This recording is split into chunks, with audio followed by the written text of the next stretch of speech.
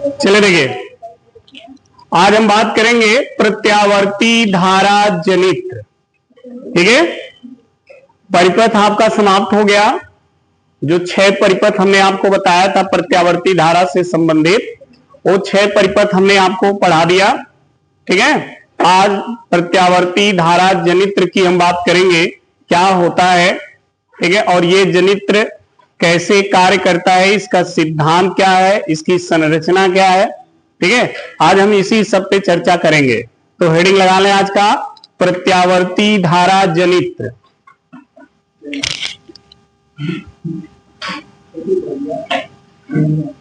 प्रत्यावर्ती,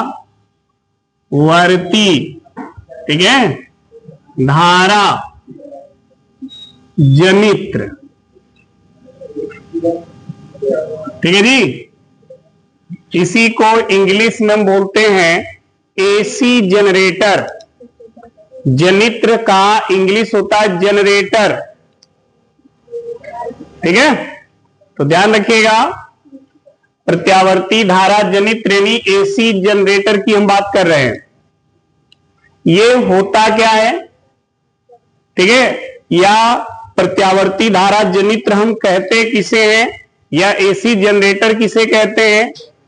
तो यह एक ऐसा यंत्र है बच्चा, यह एक ऐसा जनरेटर होता है जो यांत्रिक ऊर्जा को विद्युत ऊर्जा में परिवर्तित करता है। इसका काम यही है कि यांत्रिक ऊर्जा को विद्युत ऊर्जा में परिवर्तित करना, और यह विद्युत चुंबकीय प्रेरण के सिद्धांत पे कार्य करता है। तो इसे समझने के लिए हमें विद्युत चुंबकीय प्रेरण का सिद्धांत भी समझना होगा। पीछे आप पढ़े होंगे विद्युत चुंबकीय प्रेरण के नियम। किसी भी लूप में जब धारा प्रवाहित की जाती है, ठीक है, या किसी लूप को चुंबकीय क्षेत्र में घुमाया जाता है, तो उसके चुंबकीय फ्लक्स में परिवर्तन होता है, और उस परिवर्तन के कारण उसमें प्रेरित विद्युत वाहक बल उत्पन्न होता है, जिससे उसमें धारा बहने लगती है।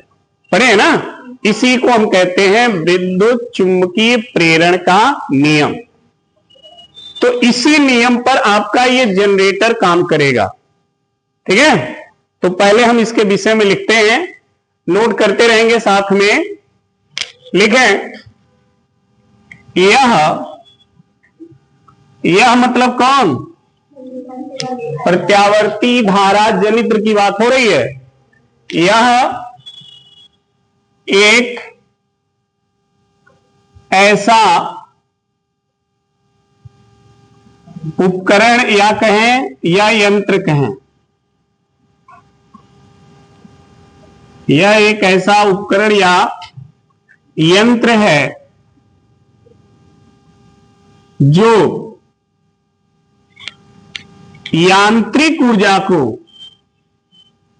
जो यांत्रिक ऊर्जा को विद्युत ऊर्जा में, विद्युत ऊर्जा में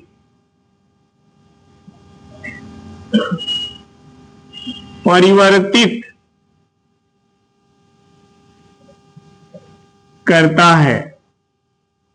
ठीक है जी, अगर कोई कहे कि प्रत्यावर्ती धारा जनित्र किसे कहते हैं या एसी जनरेटर किसे कहते हैं, तो आप ये बताएं कि सर यह एक ऐसा यंत्र है जो यांत्रिक ऊर्जा को विद्युत ऊर्जा में परिवर्तित करता है। अब आप कहेंगे सर यांत्रिक ऊर्जा क्या है।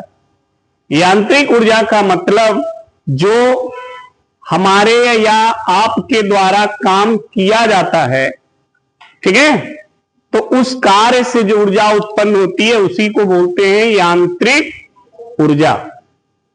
समझ में आई बात। जैसे मशीन चल रही है, इंजन उसका चल रहा है, उस इंजन के शाफ्ट से अगर कोई चीज आप चला रहे हो, ठीक है, तो वो इंजन उसे कौन सी ऊर्जा दे रही है, यांत्रिक ऊर्जा। या हम आप काम कर रहे हैं, जैसे चारा काटने वाली मशीन सब गांव में होता है, लोग चलाते हैं ना। तो चारा काटने के लिए जब आप काम करते हो, आप उस मशीन को चलाते हो, ठीक है, तो आपके द्वारा उसे दी गई ऊर्जा कौन सी ऊर्जा होगी? यांत्रिकी ऊर्जा। समझ में आ गई बात? उसी तरह से जनरेटर में है। जनरेटर का काम यही है कि यांत्रिक ऊर्जा को विद्युत ऊर्जा में बदलना। अब जनरेटर जब स्टार्ट होता है इंजन उसका, ठीक है, तो इंजन क्या करता है? तेजी से घूमता है, तो उससे जुड़ा हुआ आर्मेचर भी तेजी से घूमेगा। इंजन का, जनरेटर का काम और कुछ नहीं है, बस इतना ही है कि आर्मेचर को घुमाए, तो वो आर्मेचर को तेजी से घुमाता है। यही काम जनरेटर करता है और कुछ नहीं करता है। तो जो काम जनरेटर आर्मेचर को घुमाने में करता है ना, उससे जो ऊर्जा उत्पन्न होती है, उस ऊर्जा को हम कहते हैं यांत्रिक ऊर्जा। और वो पूरी ऊर्जा किसमें बदल जाती है? विद्युत ऊर्जा में। समझ में आई बात? और उस विद्युत ऊर्जा से हम बल्ब वगैरह जो भी है, घर का डेकोरेशन वगैरह क्या करते हैं? चलाते हैं। ठीक है, तो ध्यान रखिएगा, एसी जनरेटर यांत्रिक ऊर्जा को विद्युत ऊर्जा में परिवर्तित करने का काम करता है। अब बात आती है कि सर ये किस सिद्धांत पर कार्य करता है? सिद्धांत क्या है इसका? कई बार आ जाता है, सिद्धांत बताइए, प्रत्यावर्ती धारा जनित्र का सिद्धांत क्या है, या प्रत्यावर्ती धारा जनित्र किस सिद्धांत पर कार्य करता है? ठीक है, तो ध्यान देंगे, लिखेंगे प्रत्यावर्ती धारा जनित्र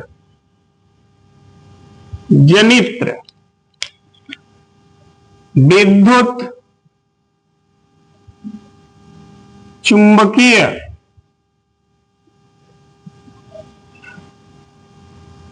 प्रेरण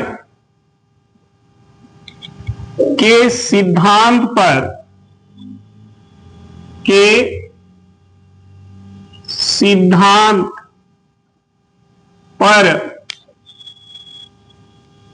कार्य करता है। ठीक है जी, तो ये तो हमें इसका सिद्धांत पता चल गया कि यह जो है किसके सिद्धांत पे काम करता है? विद्युत चुंबकीय प्रेरण के सिद्धांत पर। तो हमें विद्युत चुंबकीय प्रेरण का सिद्धांत पता होना चाहिए, तभी ना आप इसको समझ पाएंगे कि ये इस सिद्धांत पे कैसे काम कर रहा है। हमने अभी आपको बताया कि विद्युत चुंबकीय प्रेरण का सिद्धांत है क्या? किसी भी चुंबकीय क्षेत्र में अगर किसी लूप को या कुंडली को तेजी से आप घुमाओगे, तो उस लूप से गुजरने वाली चुंबकीय फ्लक्स में परिवर्तन होगा, और उस परिवर्तन के कारण उसमें प्रेरित विद्युत वाहक बल उत्पन्न होगा, जिससे उस कुंडली में धारा बहने लगेगी। समझ में आई बात? इसी को हम कहते हैं विद्युत चुंबकीय प्रेरण का सिद्धांत। यही सिद्धांत इस प्रत्यावर्ती धारा जनित्र में काम करेगा, या इसी सिद्धांत पर इसे बनाया गया है। ठीक है, प्रत्यावर्ती धारा जनित्र का जो डायग्राम है, या ये जो पूरा सेटअप है, इसे निकोलस टेस्ला नामक वैज्ञानिक ने बनाया था। ध्यान रखिएगा, निकोलस टेस्ला ने इस पूरे डायग्राम को सेटअप किया था कि इस तरह अगर डायग्राम बनाकर काम किया जाए तो हम यहां से विद्युत ऊर्जा को आसानी से प्राप्त कर सकते हैं। तो उसने किया गया था, ध्यान देना, देखो इधर क्लास 10th में भी ये आप पढ़ चुके होंगे, नहीं याद हो रहा होगा तो यहां पर याद हो जाएगा। देखिए,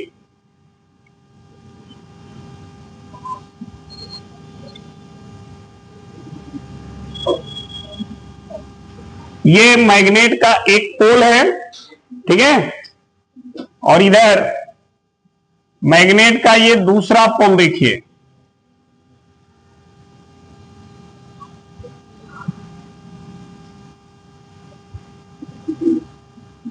बात ना करें तो स्वास्थ्य के लिए सही रहेगा, बात करेंगे तो मार के नाक को तोड़ देंगे, स्वास्थ्य खराब हो जाएगा।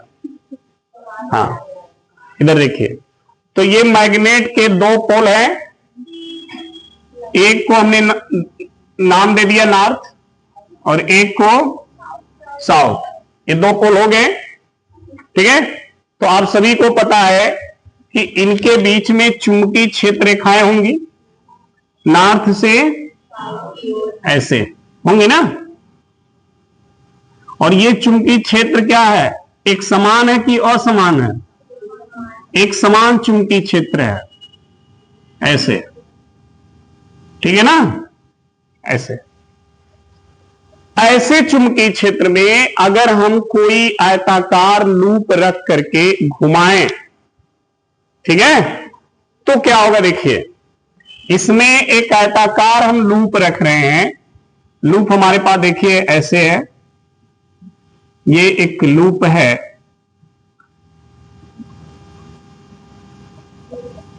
इस पे तांबे के विद्युत रोधी तार को अधिक फेरों में लपेटकर बनाया गया है, जिसे हम कहते हैं आर्मेचर।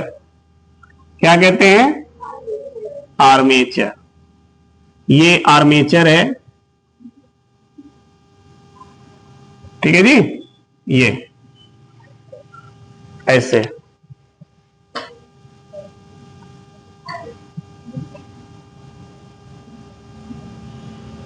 देखना थोड़ा खराब ना हो, ठीक लग रहा है ना? तिरछा नहीं ना है? किधर से हो? है, सही हो गया। चलिए, अब देखिए, ये आयताकार कुंडली है, इसे आर्मेचर कहेंगे। नाम दे दें, ए बी सी डी। ठीक है, ध्यान देना, यहां पर इसका अक्ष है, या इसको हम शाफ्ट कह सकते हैं, ये।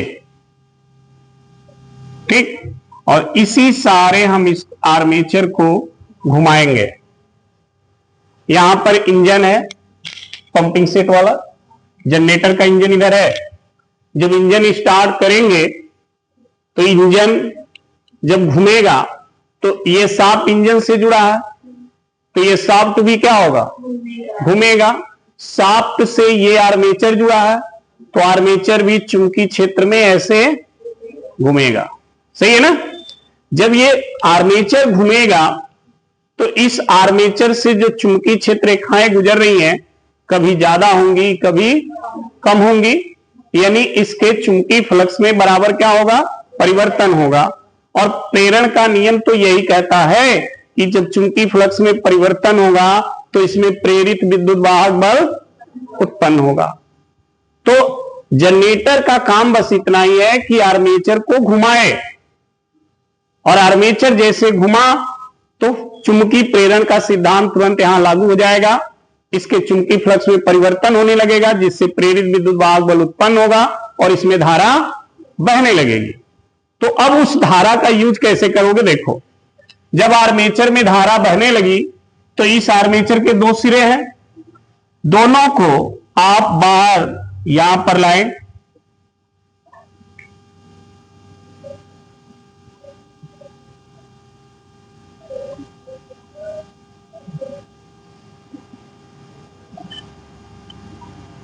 ऐसे इनको हम ला करके पीतल के दो गोल छल्ले, पीतल के दो गोल छल्ले जिसे हम सर्पी वलय कहते हैं, उनसे हम क्या करेंगे? इनको जोड़ देंगे। और ये गोल छल्ले भी आर्मेचर के साथ क्या करते हैं? घूमते रहते हैं। ठीक है, तो इस आर्मेचर का एक तार यहां पर एक गोल छल्ले से हमने जोड़ दिया। ध्यान देना, एक गोल छल्ला ये है, ठीक है, तो एक तार हमने इससे जोड़ दिया।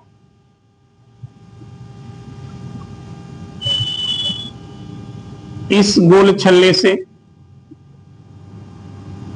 ठीक है जी, ऐसे फिगर सही से बना लेना। ऐसे। और एक जो गोल छल्ला है उसको आर्मेचर के इस तार से हमने क्या किया, जोड़ दिया। ठीक है, इन दोनों छल्लों को हम क्या कहते हैं, सर्पी वलय। इसे हम सर्पी वलय के नाम से जानते हैं। और ये जो है इसको हम आर्मेचर कहते हैं। और ये जो है इसे हम शक्तिशाली चुंबक कहते हैं। ठीक है, अब ध्यान देना, इन सर्पी वलयों को कार्बन की दो प्लेटों से जोड़ते हैं। कार्बन, इन जो वलय है ना, ये इन तार से जुड़े हुए हैं। और जब आर्मेचर घूमेगा तो ये तार भी घूमेंगे। ठीक है, नहीं तो अगर तार नहीं घूमे तो तार इसमें लपटाने लगेंगे ना, समझ आ रही बात। तो ये जब आर्मेचर घूमेगा तो इससे जुड़ा हुआ तार घूमेगा, तो तार से जुड़ा हुआ ये वलय भी क्या होगा, घूमेगा। जैसे मान लो ये वलय है, ठीक, और ये तार है आकर इससे जुड़ा है, तो जब ये आर्मेचर ऐसे घूमेगा तो ये छल्ला भी ऐसे इसी के साथ घूमेगा। अब इस छल्ले पर कार्बन की दो प्लेटें ऐसे टच कर देते हैं, छल्ला ये घूमेगा लेकिन ये प्लेट इसको बराबर क्या करेंगे, टच किए रहेंगे। समझ में आएगा। तो कार्बन की दो प्लेटें यहां पर हम लगा दें। ये कार्बन की दो प्लेटें हैं जो दोनों छल्लों को टच करते रहते हैं ऐसे। इन्हें कहते हैं ब्रूस। क्या कहते हैं, ब्रूस। ध्यान देना, ये दो कार्बन की जो दो प्लेटें हैं इनको हम ब्रूस कहते हैं। ठीक, अब इन ब्रूसों को संयोजक तार के द्वारा, अब यहां से तार ले जाएंगे यहां से, ठीक है, ये तार ले जाएंगे ऐसे। और इन तार को ला करके किसी भी बाहरी वैद्युत परिपथ से क्या करेंगे, जोड़ देंगे। यानी बल्ब वगैरह जो भी आपको जोड़ना है यहां पर क्या करिए, जोड़ दीजिए ऐसे, और वो बल्ब जलने लगेगा। समझ में आ गई बात। तो ये है जनरेटर का पूरा कॉन्सेप्ट, जनरेटर कैसे ये काम करेगा। तो जब भी अगर पेपर में आता है प्रत्यावर्ती धारा जनित्र का सचित्र वर्णन कीजिए, तो पहले चित्र बनाना सीख लिए कैसे बनेगा, पार्ट का नाम क्या क्या है समझ में आ गया। ठीक है, उसके बाद इसकी क्रिया विधि भी अभी हम लिखवा देंगे। ठीक, तो अब बात कर रहे हैं हम इसकी संरचना पर। संरचना सिद्धांत तो समझ में आ गया, किस सिद्धांत पे काम करता है, विद्युत चुंबकीय प्रेरण के सिद्धांत पे। ठीक है, संरचना में लिखेंगे इसके मुख्य भाग निम्न है। इसके मुख्य भाग निम्न हैं। अब वो मुख्य भाग निम्न कौन कौन है, पहला है क्षेत्र चुंबक। क्षेत्र चुंबक, हां, क्षेत्र चुंबक में क्या है, देखिए, यह एक शक्तिशाली चुंबक के ध्रुवों के बीच का क्षेत्र होता है। ठीक है, जो क्षेत्र चुंबक की हम बात कर रहे हैं वो शक्तिशाली चुंबक के ध्रुवों के बीच का चुंबकीय क्षेत्र होता है, जिसमें आर्मेचर को क्या किया जाता है, घुमाया जाता है। ठीक है, तो यहां लिखेंगे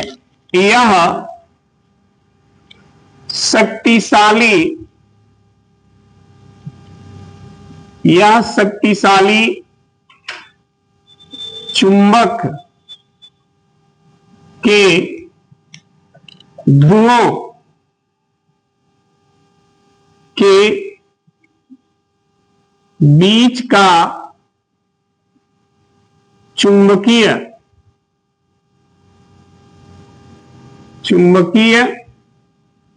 क्या होता है? क्षेत्र होता है जिसमें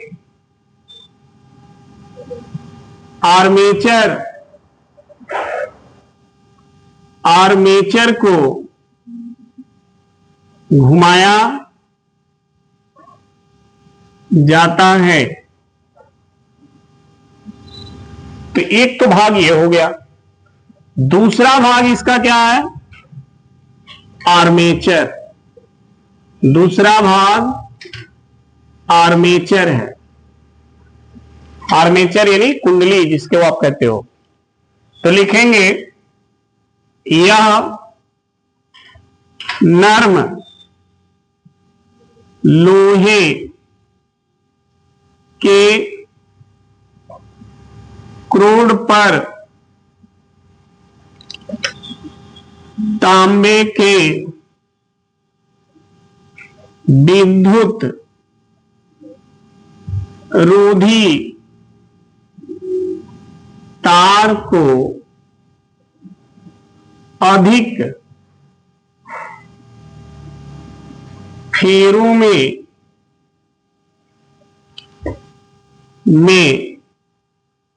लपेट कर बनाया गया आयताकार कुंडली ABCD होता है। हो गया? तो ये हो गया आर्मेचर। तीसरा जो इसका भाग है वो है सर्पी वलय। सर्पी वलय। सर्पी वलय क्या होता है देखें, किसे कहते हैं? तो देखिए, आर्मेचर के तार के दोनों सिरे पीतल के दो गोल छल्लों से जुड़े हैं। क्या लिखेंगे? आर्मेचर के तार के दोनों सिरे पीतल के दो गोल छल्लों से जुड़े होते हैं, जो आर्मेचर के साथ घूमते हैं। ठीक है, समझ में आ गई बात? ये दो गोल छल्ले हैं। ठीक। चौथा जो इसका भाग है वो है कौन? ब्रूस। ब्रूस कार्बन की दो प्लेटें हैं जो इन दोनों गोल छल्लों को क्या करते हैं? स्पर्श करते हैं। उसी को हम कहते हैं ब्रूस। तो ब्रूस में लिखेंगे कार्बन की दो प्लेटें दोनों सर्पी बलियों को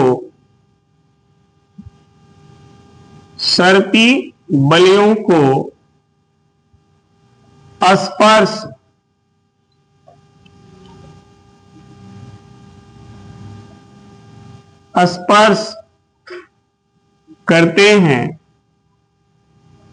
जिसे क्या कहते हैं? ब्रूस कहते हैं। ठीक है, तो ये हो गए प्रत्यावर्ती धारा जनित्र के मुख्य भाग। इतने भाग इसमें होते हैं। अब बात आती है कार्यविधि। ये कार्य कैसे करता है? इसके कार्यविधि के विषय में समझ लें। कार्यविधि कैसे करेगा तो देखें, जब आर्मेचर को क्षेत्र चुंबक के बीच में क्या किया जाता है, घुमाया जाता है, यानी चुंबकीय क्षेत्र में घुमाया जाता है, तो इसके चुंबकीय फ्लक्स में परिवर्तन होता है, जिसके कारण इसमें विद्युत वाहक बल उत्पन्न होता है और इसमें धारा बहने लगती है।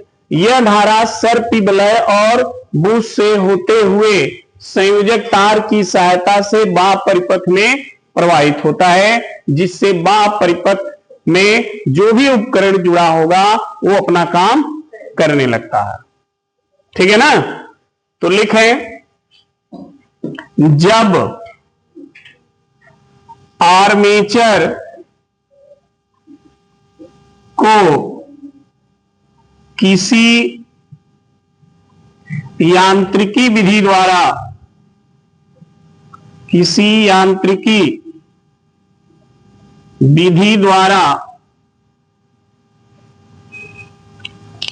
क्षेत्र या चुंबकीय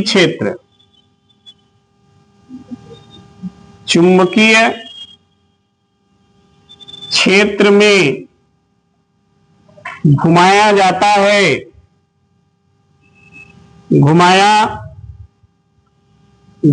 है तो आर्मेचर से बद्ध चुंबकीय फ्लक्स में परिवर्तन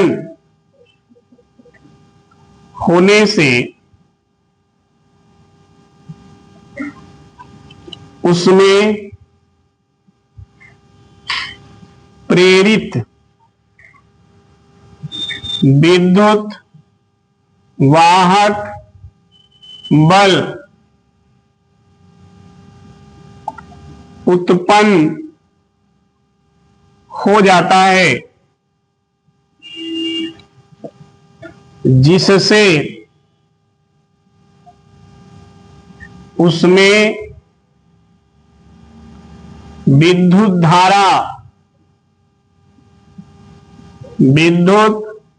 धारा प्रवाहित होने लगती है।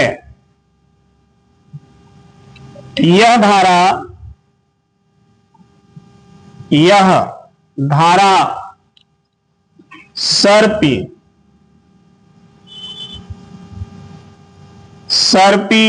वलय तथा ब्रूस से होते हुए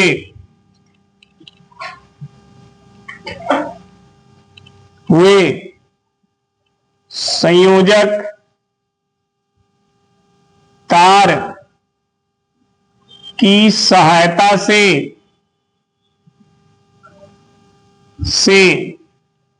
वाह परिपथ में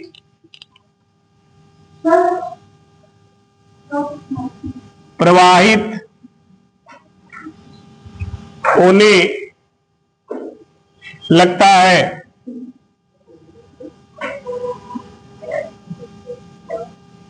ठीक है।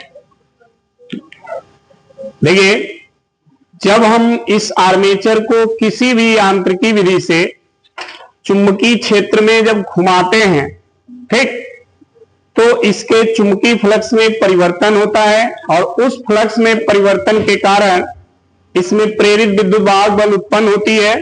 ठीक, और उस विद्युत वाहक बल के कारण इसमें प्रेरित धारा बहने लगती है, परंतु वो धारा सर्पी वलय और बूश से होते हुए संयोजक तार की सहायता से बाह्य परिपथ में आती है और बाह्य परिपथ में जो भी उपकरण है उस उपकरण को चलाना शुरू कर देती है। ठीक है। तो ये रहा प्रत्यावर्ती धारा जनित्र का सिद्धांत, संरचना, इसके भाग और इसकी कार्य विधि। ठीक है, सभी को समझ में आ गया है? नोट कर लीजिए तब।